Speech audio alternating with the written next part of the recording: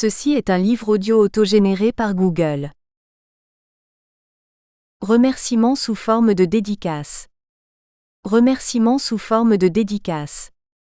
À Danielle Juteau, ma courageuse compagne, infatigable lectrice de mes mains opus et opuscules, vaillante intermédiaire également dans mon commerce un peu forcé, faut-il le dire quelque part avec le monde.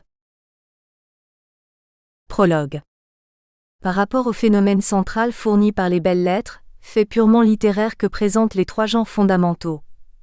Prose, chanson, poésie, les sous-genres ou plutôt les petits genres stylés. Après mûre réflexion, j'ai décidé de ne retenir pour le titre qu'un terme exempt de toute nuance péjorative s'avère passablement excentrique. Ils le sont non seulement par leur origine, mais aussi par leur gnoséologie qui impose aux chercheurs une manière spéciale de les aborder. Ne loge-t-il pas quelque part à la périphérie de notre conscience ? D'où peut-être aussi la difficulté de les appréhender, de les saisir et de les commenter. Pamphlets, panégyriques, pas de deux, menus objets de pacotille, tous répondent au nom d'une fonction particulière voire d'un style fonctionnel. L'homme, un comédien. Nietzsche. Introduction. Le passage du regarder au scruter. Pour décrire trois grandes entités que sont les genres, j'ai dû travailler fort, trimeur avant de dévoiler le regard panoramique, autrement dissimulé, qui les enveloppe. Cela permettait de découvrir l'existence, la plupart du temps enfouie, de ce que j'ai appelé à l'époque et que j'appelle depuis, l'autrement regardé. Ce qui fait que les petits genres stylés, voire stylisés, situés en aval, ne seront dès lors accessibles qu'à partir d'un autre regard. Celui-ci se révèle comme étant de plus en plus rapproché, et de plus en plus appuyé. Un tel regard sera qualifié de scrutateur.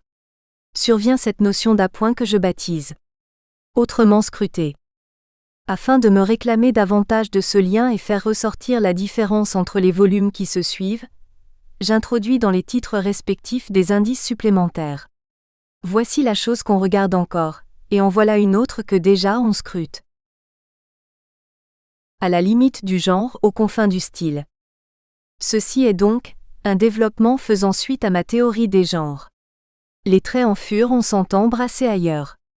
La séquence classique prose-chanson-poésie y est représentée comme autant de gradations sur une échelle d'empathie. Mais avec de nouveaux apports, la donne change. Deux cas de figure se profilent. La critique ne fait que miner les belles lettres, sans pour autant les déserter. Mais cette rupture peut bien être consommée. À telle enseigne que les fonctions élémentaires, exemptes de l'ombre d'esthétisme, se transforment en clichés de tous les jours. Petit genre, grande stylisation ? L'idée que je fais d'une opposition des genres exclut ce qu'on appelle, en France, jugement de valeur. Pour surmonter le clivage majeur-mineur, je proposerai ici leur division en grand et petit. Et là, sous forme d'interrogation, j'émets une hypothèse. Plus l'objet est menu, plus prête-t-il à la stylisation ? C'est ce qui semble ressortir de l'opuscule. Encore s'agit-il de le vérifier. À mettre les deux parties en résonance, on arrive à la dialectique suivante, l'autrement scruté des petits genres stylisés. Plus l'objet est menu, plus il prête à la stylisation. Je n'en dis pas davantage pour le moment. Phénomène de second ordre ou de second échelon ? Scruter voulant dire regarder de près, je me retrouve face au genre sinon de second ordre, ce serait porter préjudice à la notion, du moins de second échelon.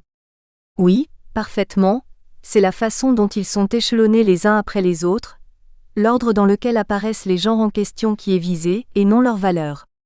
Pour éviter de fâcheuses associations avec des sous-genres, puisqu'employer les termes péjoratifs n'est justement pas mon genre, je vais les appeler plutôt style.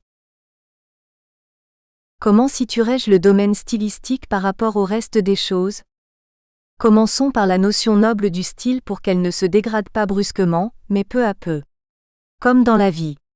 Voici ce qu'en dit dans Ecce Homo Nietzsche. Un mot sur mon art du style en général. Communiqué par des signes, y compris le tempo de ces signes, un état ou la tension interne d'une passion, tel est le sens de tout style. Et si l'on songe que la diversité des états intérieurs est chez moi exceptionnelle, il y a donc chez moi beaucoup de possibilités de style, l'art de styliste, le plus versatile comme et jamais maîtrisé. Tout style est bon, qui communique vraiment un état intérieur, qui ne fasse pas de faute quant aux signes et quant au tempo de ces signes, quant aux gestes. Toutes les lois de la période oratoire relèvent de l'art du geste. 2004 8 281. Gray 1969 nous fait cependant non sans raison remarquer que pour le psychologue, le style et comportement pour le rhéteur, orateur pour le philologue, sens sacré pour le critique littéraire, individu pour le philosophe, énoncé implicite et pour le linguiste, langue. Ce qui revient à dire que le style comme tel n'existe pas. Partant de cette vertigineuse pluralité des apparences, il conclut à un artefact. Je n'en ai pas moins le droit de me demander quel serait le dénominateur commun de ces manifestations, j'en conviens disparates. La réponse à notre question cruciale doit être recherchée, on est d'accord, dans l'unicité du mouvement esquissé par les spécialistes multiples et variés, ce qui relève des fiefs particuliers de la psychologie, de la rhétorique, de la philologie, de la critique littéraire, de la philosophie, de la linguistique. Et j'en passe. J'aurais pu poursuivre jusqu'à l'infini. J'arrête là. La liste est déjà assez longue. Pour toucher à la langue dans toute sa complexité, à cet énoncé implicite qui fait partie du tout, à l'individu créateur dans toutes les acceptions du terme, au sens sacré que dissimule la lettre, à l'orateur qui construit son discours faisant usage de figures, au comportement adopté par telle ou telle personne dans telle ou telle situation, le linguiste, le philosophe, le critique littéraire, le philologue, le rhéteur et le psychologue, ils sont censés tous porter leur corps en avant. Il n'y a pas d'autre moyen pour atteindre l'objet. Au lieu donc de proposer une définition du style, ce qui est difficile en soi, il suffit amplement de le situer de manière la plus générale possible. Force est d'admettre alors que le style se trouve, par une donne immuable absolue, à l'arrière-plan des choses. Cela se confirme bien par l'agencement des verbes retenus pour illustrer les phénomènes qui m'intéressent, et qui continuent à m'intéresser au fur et à mesure où j'avance. Je suis les titres, presque dans l'ordre d'apparition. On perçoit de loin, on voit de plus près, on regarde de plus en plus près. Et qu'est-ce qu'on fait de tout près ? On scrute. Réflexion sur le thème style. Conformément à l'ontologie de l'objet, il s'en dégage au moins deux aspects. Un aspect qui correspond à une étape d'énonciation avancée est proprement typologique. Lorsqu'il est question de trier les moyens d'expression d'après le critère de leur fréquence d'emploi, cela veut dire que les usagers de la langue agissant dans le cadre d'un choix plus ou moins libre préfèrent naturellement les moyens les plus usuels. L'autre aspect qui se situe à une étape préliminaire est grammatico-stylistique. Suivant le principe d'entonnoir qui va s'élargissant, ce cadre initial de la parole est encore très strict. Le choix y est doublement limité, aussi bien du côté grammatical que du côté stylistique. Primo, l'énonciateur est gêné par un répertoire donné des procédés paradigmatiques. Leur variation d'une langue à l'autre a pour résultat que les normes qui ont bénéficié d'une forte évolution dans une langue sont presque ou complètement absentes dans l'autre. Secondo, même si les structures grammaticales des langues comparées permettent d'utiliser des formes analogues, on n'est pas certain de pouvoir stipuler là-dessus leur identité stylistique. Considérons donc les styles comme de simples types de discours, ce qui répond à une série à peine littéraire, à l'inverse des genres qui non seulement font partie de la littérature, mais qui la constituent en propre. S'il est vrai que le style c'est l'homme, il faudra cerner celui-ci. À en croire Nietzsche, l'homme est un animal qui juge. Que ce dernier se montre des fois sarcastique, ironique, sceptique ou railleur, il est toujours critique à souhait. Mais encore, que fait l'homme en dehors de son passe-temps favori ? Il demeure neutre, s'adaptant comme le font nos frères cadets à la situation. Que sont tous ces styles du point de vue de la production verbale ? Il s'agirait d'une forme spécifique du discours. La question qui se pose alors est de savoir quelles sont les conditions qui déterminent la parole. J'y entrevois à tout le moins deux cas. Le premier, lorsque le sujet parlant y laisse en toute liberté son empreinte. Et le second, lorsque le même locuteur est contraint par convention sociale à céder la place à tel ou tel objet traité. Un volet regroupe les styles individuels non convenus, l'autre les styles convenus collectifs dits fonctionnels. Sous le mot style, j'entends quelque chose d'originellement pur ou de tardivement souillé, mais aussi purifié dans un sens. J'y distingue deux cas de figure. L'un où le texte produit, exempt de toute trace personnelle, accuse encore, semble-t-il, une forme de neutralité. L'autre où le texte se trouve appuyé par l'individu qui s'en réclame et qui pour cela, y laisse son empreinte. Or, que ce soit s'abstenir d'agir ou vouloir intervenir, c'est d'aller contre nature. Et faire face au second degré. Ce second degré des choses ressort lorsque pour constituer les styles personnalisés, le moi d'un critique surplombe celui du créateur, de l'artiste. L'un est, il est clair, secondaire par rapport à l'autre, mais aussi ce qui est autrement surprenant, supérieur à celui-ci. Ne présente-t-il pas une variante de plus, supplémentaire, postérieure et donc davantage réfléchie, que celle à laquelle d'une certaine manière on fut confronté au départ? Mouvement en saillie, mouvement en retrait. Ceci dit, et c'est en cela que la pratique diffère du principe, la psychologie des mouvements en saillie et des mouvements en retrait n'est pas la même. J'irais jusqu'à affirmer que l'algorithme change ici du tout au tout. À l'intérieur du clivage styles individuels, styles collectifs, se font déjà sentir certaines oscillations, notre second degré cède la place au premier. Le second se manifeste moins du côté du moi tribal que du côté du moi seul. À cette enseigne que Das Ding Nancy chez la chose en soi provoque des retraits progressifs du côté de l'actant et le neutralisant, l'emporte. Le thème annoncé doit importer davantage que l'individu qui l'annonce.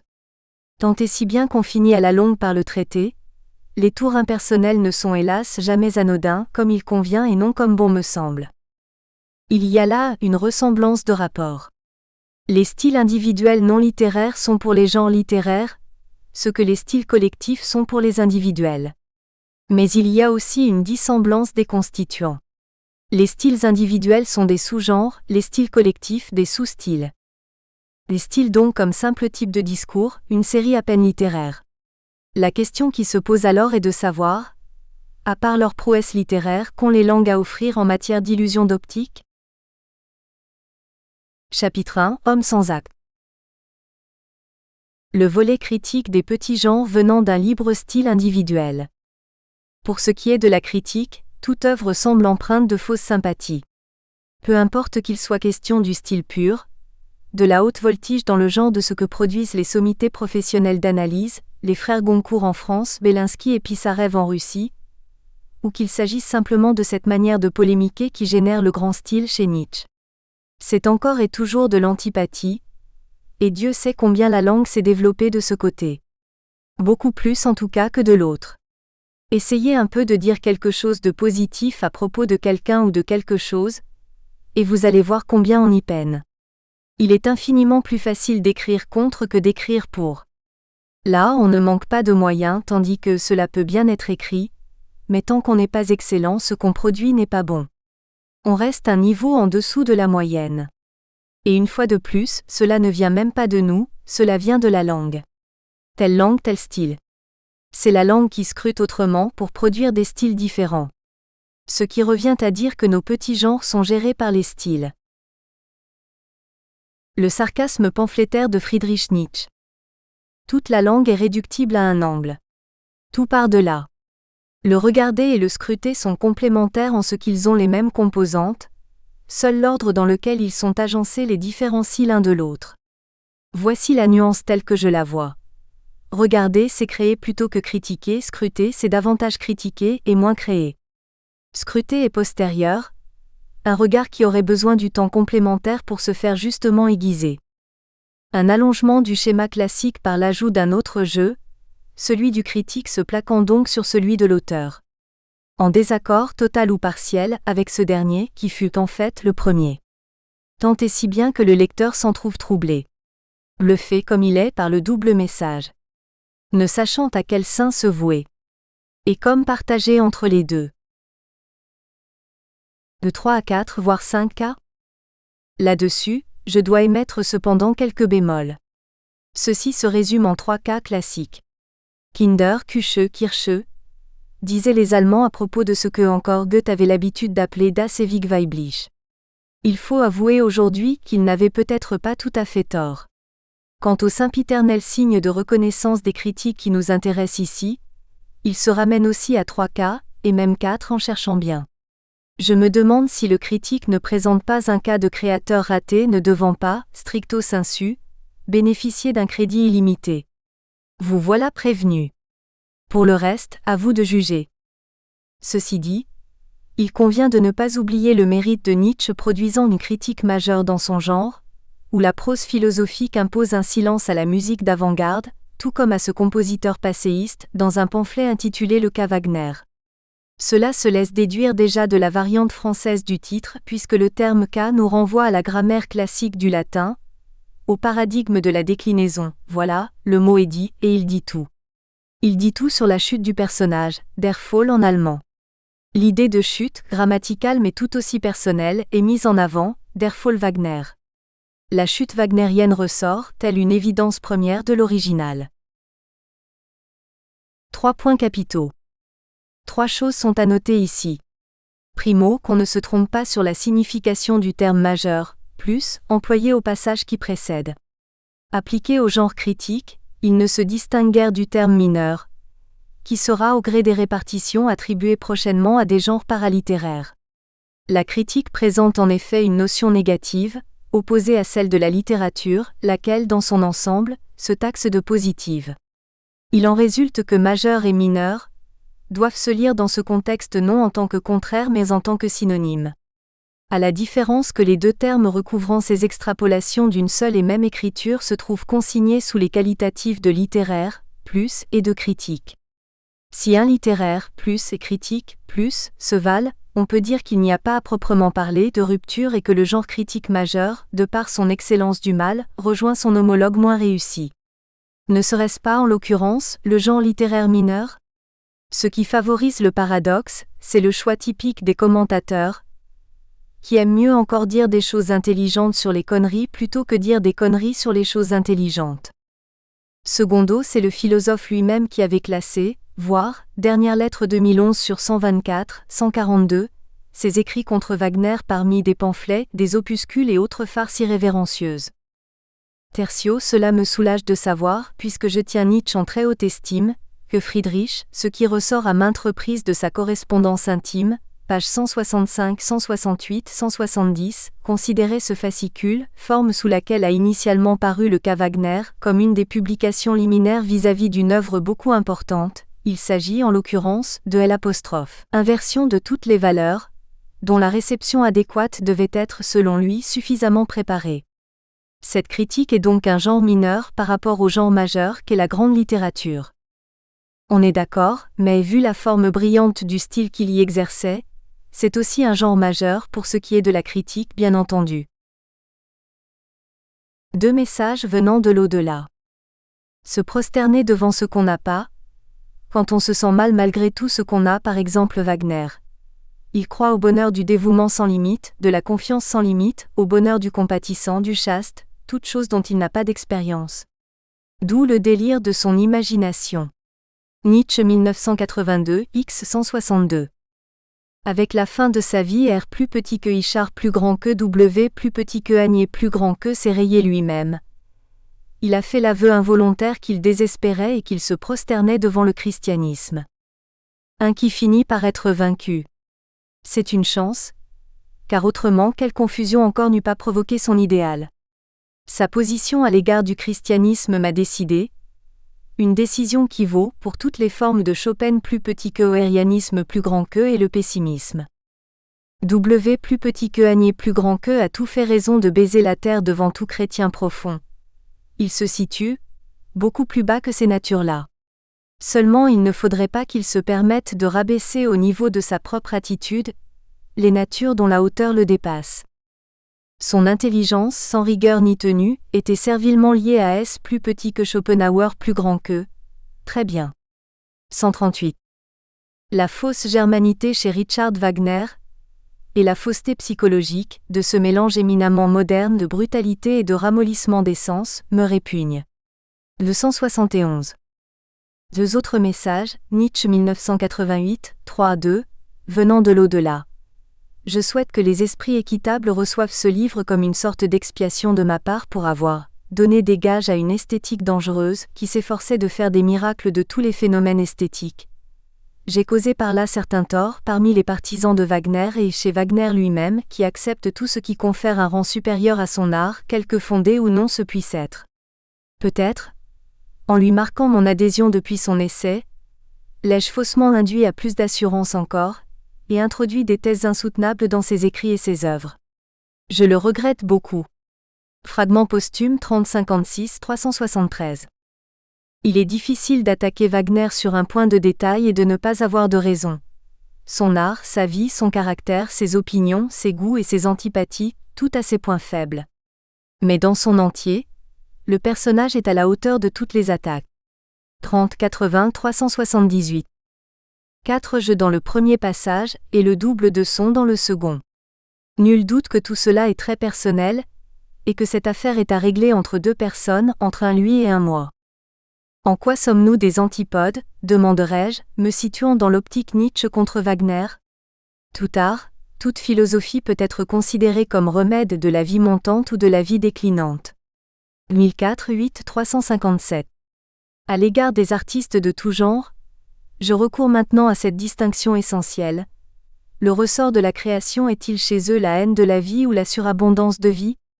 358. Première version d'avant la révision. Ce qui m'intéresse, c'est de savoir ce que N pense vraiment de W. Le tout premier jet d'Ecce Homo nous importe donc plus que toutes les révisions ultérieures réunies. Le voici Nietzsche 2004, 8 536 à 7. La musique au nom du ciel. Gardons-la comme délassement et rien d'autre. À aucun prix elle ne doit être pour nous ce à quoi la réduit aujourd'hui, un abus despotique et généralisé, un excitant, un coup de fouet pour des nerfs épuisés, une Wagneromanie. Rien n'est plus malsain, crede experto, que la manière abusive dont Wagner maltraite la musique. C'est la pire espèce d'idéalisme entouré de toute la charlatanerie idéaliste possible. Il y a peu de choses que je me pardonne moins que ce manque d'instinct qui m'a fait dans ma jeunesse. Il n'y a que 6 ans que je sais à nouveau ce qu'est la musique. Grâce à mon profond retour à un instinct presque oublié, grâce surtout à la chance inestimable que j'ai eue à rencontrer un être dont l'instinct s'apparente au mien, le seul musicien qui sache encore ce qu'est la musique et qui sache encore en faire. Ce que j'attends de la musique? Qu'elle soit profonde comme un après-midi d'octobre. Douce, généreuse, pas brûlante. Qu'elle soit baignée de soleil, que tout en elle soit doux, singulier, fin et plein d'esprit. Chacune de mes tentatives, au cours de ces 6 ans pour me régaler de Wagner, a échoué. Je me suis chaque fois enfui après le premier acte. Comme ce génie a été pauvrement, mesquinement et habilement doté par la nature. Quelle patience il faut, pour attendre le moment où il aura une idée nouvelle. Quel estomac il lui fallait avoir, pour remâcher comme un ruminant ce qu'il nous avait déjà impitoyablement mâché. Je l'appelle manier.